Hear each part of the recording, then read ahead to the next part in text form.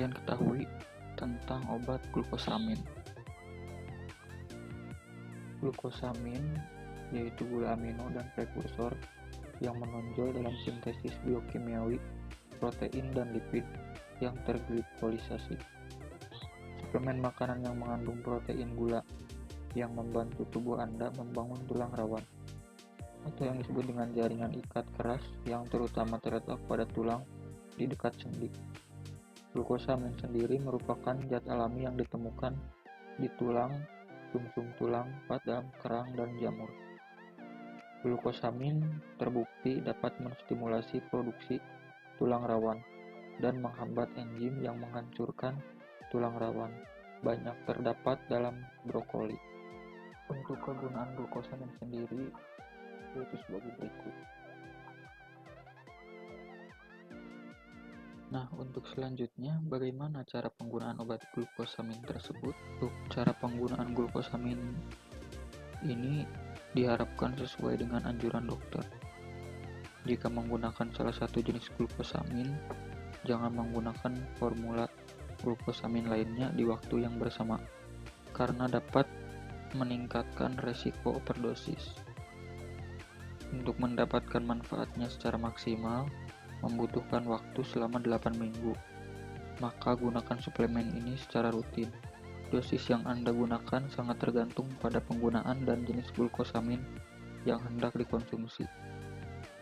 Jika Anda melewatkan satu dosis glukosamin selama 1 hari, tidak ada efek yang berbahaya, tetapi usahakan untuk menggunakannya setiap hari demi mendapatkan manfaat maksimal. Jika Anda mengidap penyakit diabetes, mungkin hasil pemeriksaan gula darah yang Anda jalani akan terpengaruh. Oleh karena itu, disarankan untuk penggunaan obat ini harus dengan arahan dokter.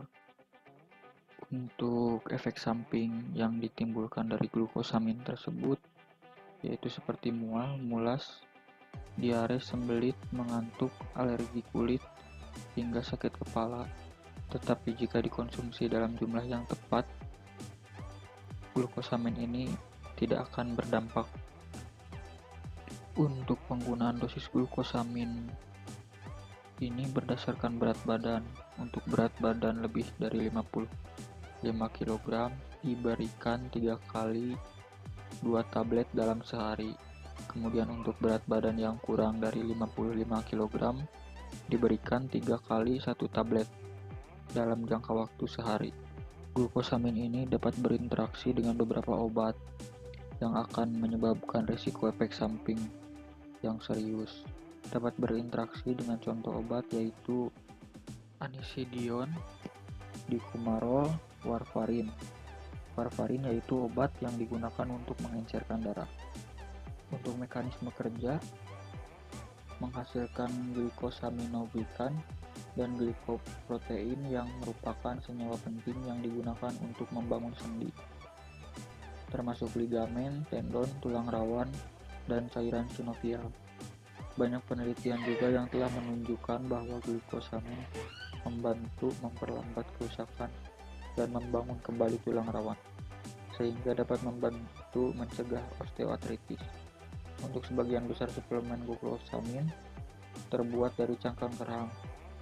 Ada beberapa efek samping dari glukosamin yang tadi sudah dijelaskan, tetapi sebagian besar sangat ringan. Glukosamin dianggap aman, tetapi seperti suplemen lainnya, dia juga dapat berbahaya jika digunakan terlalu sering. Kemudian mekanisme toksisitas obat.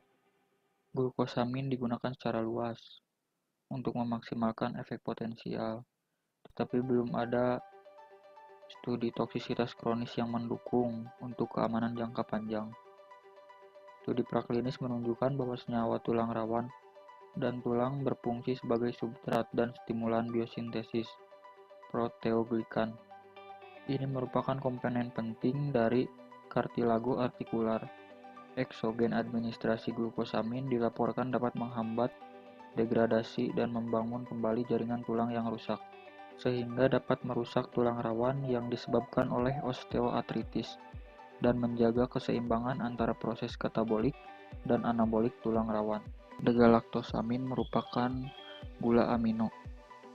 Dalam in vivo menemukan bentuk terasetilasi dari struktur polisakarida tertentu.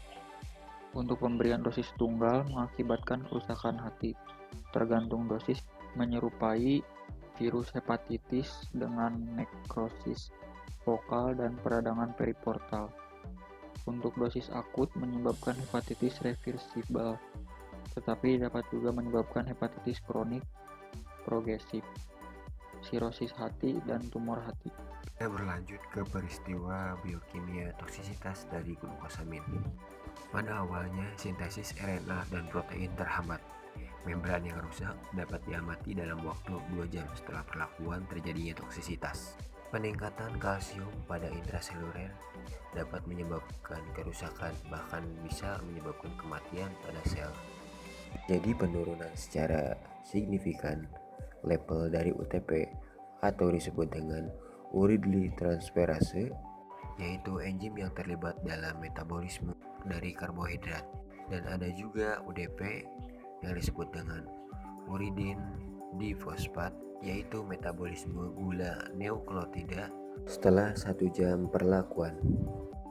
Lalu UDP heksosamin dan UDP N-asetil heksosa minus meningkat secara bersamaan dan terjadi penurunan UTP secara cepat dan luas, menjadi dasar pemikiran penyebab toksisitas dari obat glukosamin terjadi.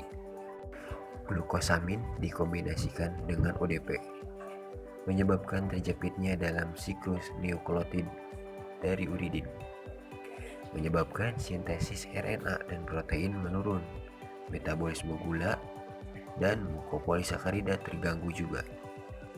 Toksisitas kemungkinan dapat berkurang dengan adanya administrasi dari OTP atau perkusurnya sendiri. Ini adalah contoh produk obat oral dari glukosamin.